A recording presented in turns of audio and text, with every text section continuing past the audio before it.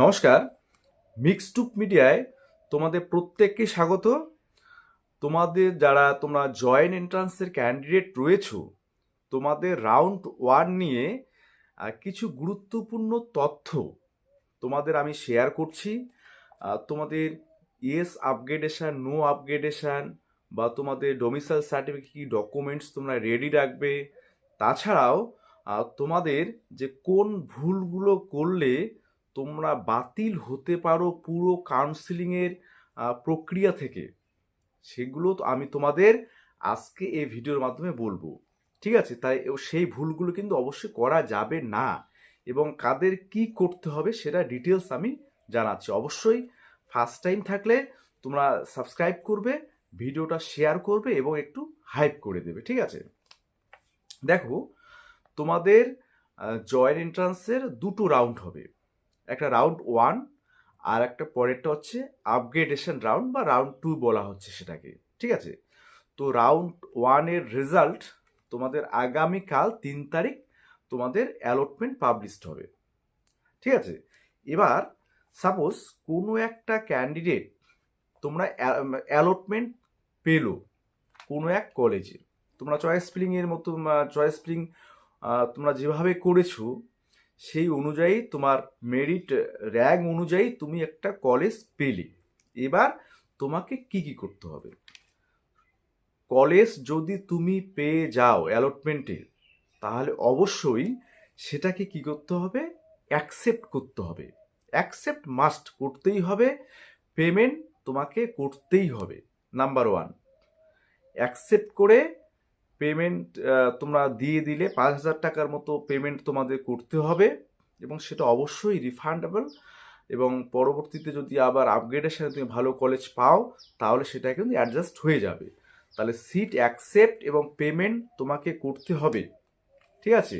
সেটা ডেট হচ্ছে 3 তারিখ থেকে 7 তারিখের মধ্যে তোমাদের এই বিষয়গুলো করে নিতে হবে। দেখো, তাহলে সিট অ্যাকসেপ্ট পেমেন্ট করলে এবার তোমার কাজ হচ্ছে ভেরিফিকেশনে যাওয়া। ভেরিফিকেশন অর্থাৎ সিট অ্যাকসেপ্ট করতে হবে, পেমেন্ট করতে হবে এবং ভেরিফিকেশন মাস্ট। এই তিনটা জিনিস না করলে তুমি কিন্তু অটোমেটিক তুমি একদম বাতিলের খাতায় চলে যাবে, তুমি পুরো কাউন্সিলিং প্রক্রিয়া থেকে। তাহলে অ্যাকসেপ্ট করে ভেরিফিকেশনে যখন যাবে, তোমার যে কলেজটা তুমি তোমার জন্য অ্যালটমেন্ট আসলো যে কলেজে, তুমি সেই ফিস পেমেন্ট করে অ্যালটমেন্ট লেটারটা ডাউনলোড করবে ফার্স্ট। তারপরে তুমি কি করবে? সেই যে কলেজে 3 তারিখ থেকে 7 তারিখের মধ্যে ফিজিক্যাল ভেরিফিকেশানে যেতে হবে। এবার ফিজিক্যাল ভেরিফিকেশনে যেতে গেলে তোমাকে কোন কোন ডকুমেন্টস লাগবে সেটা সেই কলেজের নির্দিষ্ট ওয়েবসাইটেও পাওয়া যাবে এবং তোমাদের জয়েন্ট এন্ট্রান্স বোর্ডের যে নোটিফিকেশান সেখানেও কিন্তু কিছু দেওয়া রয়েছে। দেখো, আমি সেগুলো তোমাকে তোমাদের একটু বলে নিই। প্রথমে ফিজিক্যাল ভেরিফিকেশানে অ্যালটমেন্ট লেটার, অর্থাৎ তুমি পে যখন করবে, হ্যাঁ, সিট অ্যাকসেপ্ট করে পে করবে, তখন অ্যালটমেন্ট লেটার তুমি পেয়ে যাবে, সেখান থেকে ডাউনলোড করে নেবে। ঠিক আছে? আচ্ছা, 10 স্ট্যান্ডার্ড মার্কশিট তোমাকে নিয়ে অ্যাডমিট নিয়ে যেতে হবে বা বার্থ সার্টিফিকেট, জন্মের প্রুফ হিসাবে, ডেট অফ বার্থ প্রুফ হিসাবে। ঠিক আছে? আচ্ছা, 10 স্ট্যান্ডার্ড মার্কশিট সেটা নিয়ে যেতে হবে 3 নাম্বার।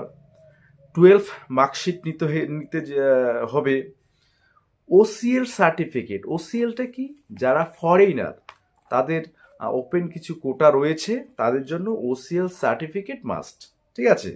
ডোমিসাইল সার্টিফিকেট, অর্থাৎ ওয়েস্ট বেঙ্গলে তোমরা যারা বসবাস করছো, তোমাদের ডোমিসাইলের ফরম্যাট কিন্তু দেয়া রয়েছে, সেই ডোমিসাইল সার্টিফিকেট তোমাকে অবশ্যই সাবমিট করতে হবে। তারপরে ক্যাটাগরি সার্টিফিকেট, তুমি যদি ক্যাটাগরির আন্ডারে পেয়ে যাও তাহলে তোমাকে ক্যাটাগরি সার্টিফিকেট প্রোভাইড করতেই হবে ফিজিক্যাল ভেরিফিকেশানে। এবং অবশ্যই যে ওবিসি এ বা বি এর ক্ষেত্রে তোমরা যারা এনসিএল থাকতেই হবে, এনসিএল কিন্তু মাস্ট। এনসিএল না হলে তোমাদের কিন্তু ভর্তি প্রক্রিয়া বাতিল হয়ে যেতে পারে বা ভেরিফিকেশান বাতিল হয়ে যেতে পারে।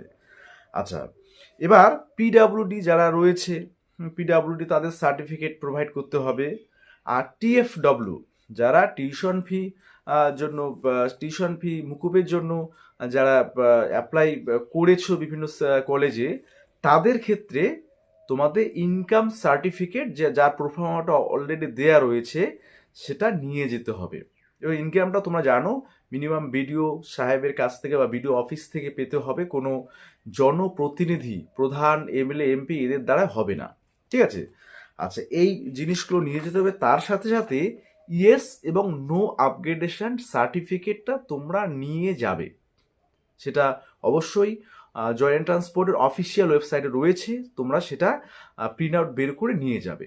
এবার কারা কি করবে ভেরিফিকেশানে? দেখো, ভেরিফিকেশান অবশ্যই সবাইকে করতে হবে। এবার ভেরিফিকেশানে কি কি আউটকাম আসতে পারে সেই বিষয়টা তোমাদের আমি বলি। প্রথম কথা হচ্ছে, যারা তোমরা ফার্স্ট চয়েস পেয়েছো, অর্থাৎ নাম্বার 1 কলেজটা পেয়েছো, তোমাকে ভেরিফিকেশান কমপ্লিট করে তোমাকে অবশ্যই অ্যাডমিশান হতেই হবে। এটা কিন্তু তোমাদের যারা ফার্স্ট চয়েস পেয়েছো এটা মাস্ট। তুমি সেখানে নো আপগ্রেডেশন সার্টিফিকেটটা দিয়ে তুমি অ্যাডমিশন হয়ে যেতে পারো, হয়ে যেতে হবেই। আর যদি এমন হয় যদি ফার্স্ট চয়েসটা পেলেই না, পরের দিকের কোনো কলেজ পেলে এবং তোমার যদি পছন্দ হয় এবং তুমি নো আপগ্রেডেশন সার্টিফিকেট দাও, তাহলে তোমাকে ভেরিফিকেশনের পরে অবশ্যই অ্যাডমিশন হতেই হবে। মোট কথা, নো আপগ্রেডেশন সার্টিফিকেট তুমি যদি দাও, তোমরা যারা পরের দিকের কলেজগুলো পাবে, তাহলে তোমাদের কিন্তু অ্যাডমিশন হতেই হবে, না হলে তুমি কিন্তু টোটাল প্রক্রিয়াটা থেকে বাতিল হয়ে যাবে। ঠিক আছে? আচ্ছা, অ্যাডমিশন যদি না হও, আর যদি এরকম হয় যে তুমি পরের দিকের কলেজগুলো পেলে এবং ভেরিফিকেশান কমপ্লিট করেছো এবং ইয়েস আপগ্রেডেশন করেছো, তাহলে তুমি কিন্তু পরবর্তী রাউন্ডের জন্য সুযোগ তোমার থাকছে। সেক্ষেত্রে তোমাকে অ্যাডমিশান নিতে হবে না। ঠিক আছে? আচ্ছা, এবার তাহলে এই বিষয়গুলো গেল। তাহলে ফার্স্ট চয়েস থাকলে তোমাকে মাস্ট সেখানে অ্যাডমিশন হতেই হবে, কোনো ধরনের কোনো আর কিছু করা যাবে না। যদি পরের দিকে চয়েসগুলো পাও, তাহলে তুমি যদি ভর্তি হতে চাও, ভেরিফিকেশন তো করতে হবে, তাহলে ভর্তি হতে চাইলে নো আপগ্রেডেশন দিয়ে ভর্তি হতে হবে। ঠিক আছে? আর যদি ইয়েস আপগ্রেডেশন দাও, তাহলে পরবর্তীতে তুমি সুযোগ পাবে। ঠিক আছে? আচ্ছা, যে ভুলগুলো তাহলে করা যাবে না, কোন কোন ভুল দেখো, কীভাবে তুমি বাতিল হতে পারো বা তুমি সে কোনো ভেরিফিকেশানে কী কী আউটকাম আসতে পারে। তুমি ভেরিফিকেশান করলে তোমার কোনো জায়গায় কোনো দেখা গেল কোনো বিষয়ে ভুল ধরা পড়লো, অর্থাৎ সার্টিফিকেট বলো, স্কোর বলো, বিভিন্ন জায়গায় যদি ভুল হয়ে থাকে, তাহলে ভেরিফিকেশানে সেগুলো তোমাদের সেই কারেকশান করে তোমরা কিন্তু পরবর্তী রাউন্ডে সুযোগ পাবে। এটা তোমাদের জন্য কিন্তু খুব ভাইটাল। আচ্ছা, এবার তোমরা যদি কি করো যে ইয়েস আপগ্রেডেশন তোমরা যদি দাও তাহলে তোমরা সুযোগ পাবে, কিন্তু নো আপগ্রেডেশন দেওয়ার পরে তোমরা যদি ভর্তি না হও, তাহলে তোমার টোটালি বাতিল হয়ে যাবে। সিট অ্যাকসেপ্ট না করলে বা ফিস পেমেন্ট না করলে পুরো বাতিল। মানে এই বিষয়গুলো তোমাদের কিন্তু খুব একদম ভাইটাল। তাহলে কি কি ডকুমেন্টস নিয়ে যাবে এবং কি বিষয়গুলো করবে তোমাদের কিন্তু ডিটেলস আমি বলে দিলাম। কারো কোনো যদি ডাউট থাকে তাহলে অবশ্যই তোমরা কমেন্ট বক্সে কমেন্ট করবে, এবং অবশ্যই তোমরা যদি প্রথম চয়েস না পাও, পরবর্তী কোনো চয়েস পাও, তাহলে তোমাদের যদি আপগ্রেড ইয়েস করো, ইয়েস সার্টিফিকেটটা তোমরা সাবমিট করো ভেরিফিকেশানের পরে, তাহলে তোমরা কিন্তু পছন্দের কলেজ পরবর্তী রাউন্ডে পেয়ে যেতে পারো, তোমাদের যদি পছন্দ না হয় সেই কলেজটা, বর্তমানে কলেজটা। ঠিক আছে?